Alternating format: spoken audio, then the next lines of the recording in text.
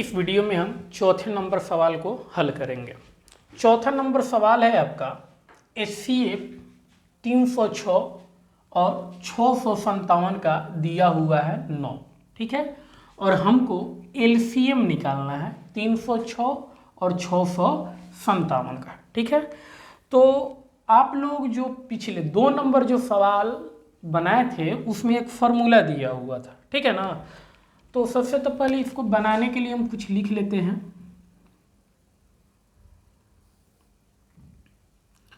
इसमें लिख लीजिएगा पहली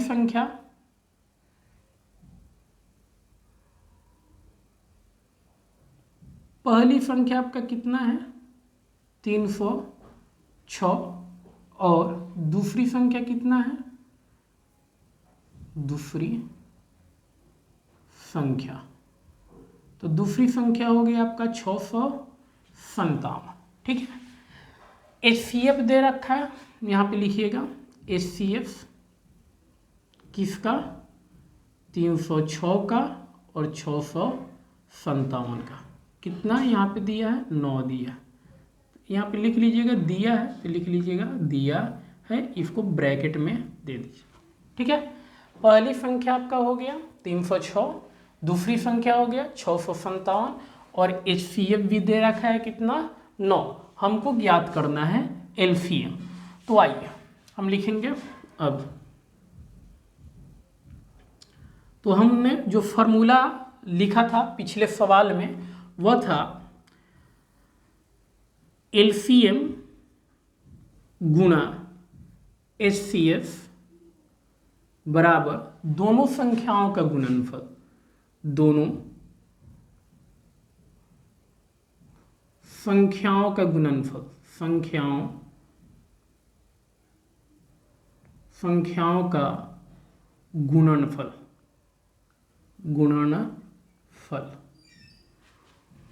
तो भाई LCM तो ज्ञात करना है तो LCM ऐसे ही रहेगा गुना HCF कितना दे रखा है 9 दे रखा है, दोनों संख्याओं का गुणनफल। तो पहली संख्या है आपका 306 और गुना दूसरी संख्या कितना है तो यह है आपका 657, ठीक है।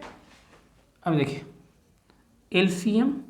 LCM को थोड़ा सा हम बढ़ा के यहाँ पे लिखते हैं LCM बराबर, ठीक है। तो यह हो जाएगा आपका 306 गुना 657 और बटा 9 इसके साथ गुना में है तो एक तरफ का गुना दूसरे तरफ जाके क्या हो जाता है भाग हो जाता है। तो भाई 9 कहाँ आएगा यहाँ पे आएगा। अब देखते हैं कि 9 से कोई कट सकता है कि नहीं कट सकता है, ठीक है। तो आप यदि इसको कटाओ तो ये कट जाएगा 9 सते 63, तो 65 में से 63 जाएगा 2 आएगा और 2 पे 7 आएगा 27, 9 तिरका 27। तो इस प्रकार से आ गया 306 और गुने में 73। अभी इससे आप गुना कर दो तो गुना करने पे जो आएगा वो आपका उत्तर हो जाएगा। तो हम देख लेते हैं गुना करके कि कितना इसका गुणनफल होता है। तो इसका गुणनफल हो जाएगा आपका 22,338, कितना हो जाएगा 22,338, ठीक है। तो इस प्रकार से इसका आंसर हो गया, ठीक है। अब आइए 5वें नंबर सवाल को हल करते हैं।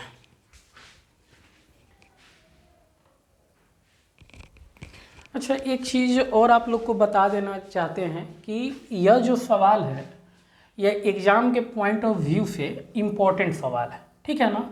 इस पे सवाल आपका पूछ सकते हैं। देखिए सवाल इस सूत्र पे एक रहना है पूरे 100%। अब देखिए सवाल को कैसे पूछ सकते हैं, जैसे यहाँ पे HCF दिया है तो LCM पूछ रहा है, ठीक है। हो सकता है सवाल में क्या करें LCM दिया हो और दोनों संख्या दिया हो तो HCF पूछ दे, या ऐसा भी हो सकता है LCM दिया हो HCF दिया हो, ठीक है ना, और पहली संख्या दिया हो तो पूछ दे दूसरी संख्या क्या होगा, ठीक है ना, या फिर दूसरी संख्या दिया हो तो पूछ देगा पहली संख्या क्या है। अच्छा, एक बात और जो ध्यान में देने वाली बात है, दोनों संख्याओं का गुणनफल आप यहाँ पे ऐसे भी लिख सकते हैं A गुना बी, ठीक है ना। ए गुना बी जी से लिखा रहेगा एलसीएम गुना एचसीएफ बराबर ए गुना बी। तो ए का मतलब पहली संख्या और बी का मतलब दूसरी संख्या, ठीक है। ऑब्जेक्टिव में सवाल इससे रह सकता है, तो आप लोग कंफ्यूज मत होइएगा, ठीक है ना। आइए अब 5वें नंबर पे हम लोग देखते हैं। 5वां नंबर सवाल है, जांच कीजिए कि क्या किसी प्राकृत संख्या n के लिए संख्या 6 का पावर n, यहाँ पे ध्यान देने वाली बात है कि 6 का पावर n, 6 का पावर n, 6 के पावर n के लिए, n के लिए, एक मिनट कुछ गलत लिखा गया है, n के लिए संख्या 6 का पावर n अंक 0 पर समाप्त हो सकती है। सवाल सही लिखे हैं। जांच कीजिए कि क्या किसी प्राकृत संख्या, ध्यान दीजिए यहाँ पे दिया हुआ है प्राकृत संख्या, प्राकृत संख्या n के लिए संख्या 6 का पावर n अंक 0 पर समाप्त हो सकती है।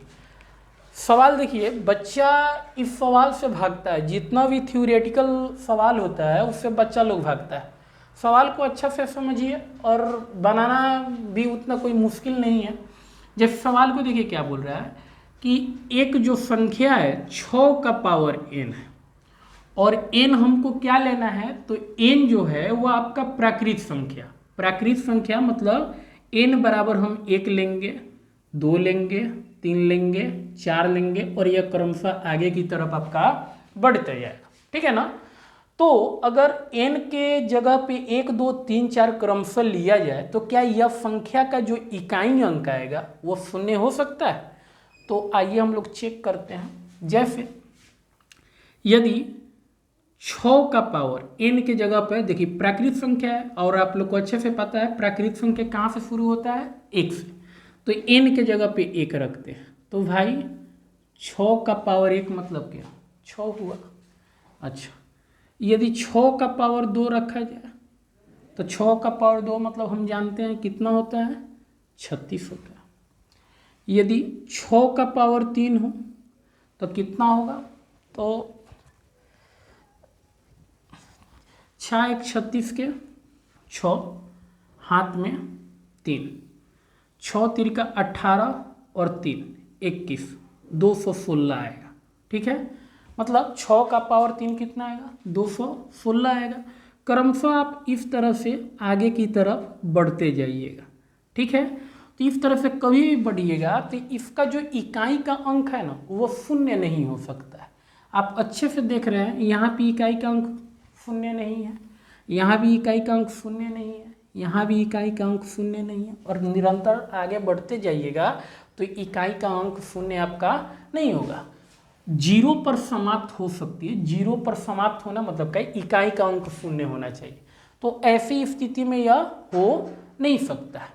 क्यों नहीं हो सकता है, तो देखिए कोई भी संख्या जो 0 पर समाप्त होती है ना उसके अभाज्य गुणनखंड में 2 और 5 आना चाहिए। जैसे अगर हम समझाने के लिए यहाँ पे लिखें, जैसे हम लिख रहे हैं यहाँ पे, मान लीजिए जैसे 10 ले लिए, तो इसका क्या है, यह जो संख्या है यह 0 पे समाप्त हो रहा है। तो इसका यदि अभाज्य गुणनखंड तोड़ा जाए तो यह कितना आएगा, 2 गुना 5, ठीक है। अच्छा, मान लीजिए यदि हम 100 को लेते हैं तो भाई इसका कितना होगा, तो इसका हो जाएगा 2 का पावर 2 और गुना 5 का पावर 2। 2 का पावर 2 मतलब 4 और 5 का पावर 2 मतलब 25, और 25 चौका क्या होता है, 100। यदि हम 1000 का बात करें, 1000 की बात करें, तो यहाँ पे हो जाएगा 2 का पावर 3 और गुना में 5 का पावर 3, ठीक है। यदि आप लोग यह सोच रहे होंगे कि फिर 10, 100, 1000 ले रहे हैं, अच्छा यदि हम 30 ले लें तो 30 को क्या लिख सकते हैं, तो 30 को लिख सकते हैं 2 गुना 3 और गुने में 5, है ना, 2 3 6 5 30। यदि हम 80 ले लें तो क्या लिख सकते हैं 80 को भाई, 2 का पावर 3, है ना, तो 2 का पावर 3 मतलब का 8 और मतलब 2 का पावर 4 लेंगे और गुने में 5, है ना, 16×5 = 80। इस प्रकार से करके आप कोई भी ऐसी संख्या लीजिएगा जो 0 पर समाप्त हो, तो उसके अभाज्य गुणनखंड में 2 और 5 का आना तय। मतलब वही संख्या 0 पर समाप्त हो सकती है, 0 पर समाप्त हो सकती है जिसके अभाज्य गुणनखंड में 2 और 5 है। ठीक है, तो इसको हम लोग भाषा के रूप में लिखेंगे, ठीक है ना, या फिर जैसे ऐसे भी लिख सकते हैं, आगे चल के इसको लिख सकते हैं भाषा में। तो हम इसको इससे भी बढ़िया ढंग से लिखते हैं और बताते हैं आपको। ठीक है, इसको मिटा देते हैं। आइए, अब हम यहाँ पे लिखेंगे उत्तर में, हम जानते हैं कि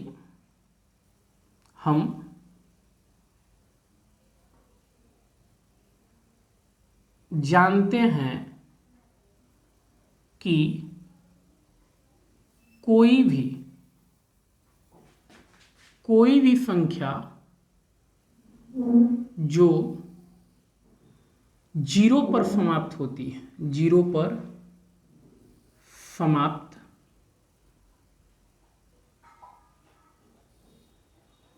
होती है, उसके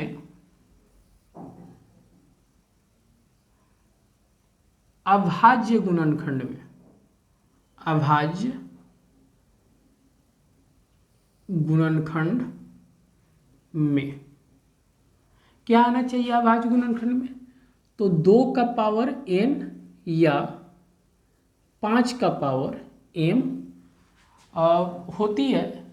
हम जानते हैं कि कोई भी संख्या जो 0 पर समाप्त होती है उसके अभाज्य गुणनखंड में 2 का पावर n या 5 का पावर m आना चाहिए,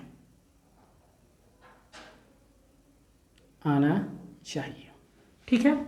यह आपका फिक्स है कि अभाज्य गुणनखंड में 2 का पावर n या 2 का पावर 5 का पावर m आना चाहिए। n का मतलब n के जगह पे 1 2 3 4 5 कुछ भी हो सकता है, m के जगह पे भी 1 2 3 4 5 कुछ भी हो सकता है, ठीक है। अब देखेंगे यहाँ क्या है भाई, तो 6 का पावर n। यदि 6 के पावर n को मतलब 6 को अभाज्य गुणनखंड में तोड़ा जाए तो इसको हम लोग लिख सकते हैं 2 × 3 और इसका पावर n है, तो इसको हम लोग क्या लिख सकते हैं 2 का पावर n और गुना में 3 का पावर n, ठीक है ना। तो देखिए अब यहाँ पे आप देख रहे थे, देखिए 2 का पावर n तो आ रहा है लेकिन 5 का पावर m नहीं आ रहा है, तो ऐसी स्थिति में यह क्या 0 पर समाप्त होगा? तो नहीं होगा। क्यों? क्योंकि अभाज्य गुणनखंड में 2 का पावर n या 5 का पावर m आना ही चाहिए, ठीक है ना। तो यहाँ पे लिखेंगे चूंकि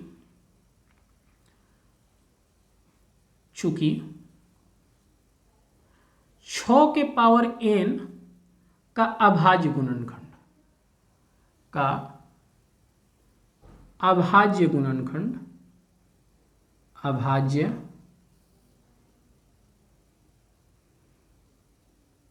गुणनखंड 2 का पावर n और 2 का पावर n और 3 का पावर n आ रहा है, लेकिन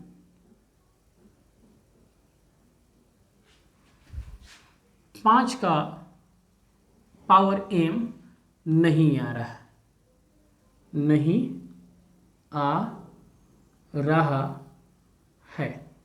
ठीक है। चूंकि 6 का पावर n का अभाज्य गुणनखंड 2 का पावर n और 3 का पावर n आ रहा है, लेकिन इसके अभाज्य गुण, यहाँ पे थोड़ा सा और जोड़ देते हैं, लेकिन इसके अभाज्य गुणनखंड में, इसके अभाज्य गुणनखंड में 5 का पावर m नहीं आ रहा है, ठीक है। अतः यह संख्या अब इसके बाद नहीं आ रहा है, इसका मतलब क्या है, ये 0 पर समाप्त नहीं होगा। तो यहाँ पे लिखे अतः किसी प्राकृत संख्या n के लिए, किसी प्राकृत संख्या n के लिए संख्या 6 का पावर n अंक 0 पर समाप्त नहीं हो सकती है, पर समाप्त नहीं हो सकती है। ठीक है, इस प्रकार से आपका 5वां नंबर सवाल भी बन गया। देखिए सवाल में यदि आप सारा चीज़ लिखते हैं ना तो एग्जामिनर नंबर नहीं काट सकता है। ठीक है, तो यदि मेरा यह वीडियो पसंद आया हो तो कृपया लाइक कीजिएगा, दोस्तों में शेयर कीजिएगा और मेरे इस चैनल को सब्सक्राइब कर दीजिएगा ताकि हम कोई भी वीडियो डालें तो आपके पास नोटिफिकेशन पहुंच सके। देखने के लिए धन्यवाद और आपका दिन मंगलमय हो।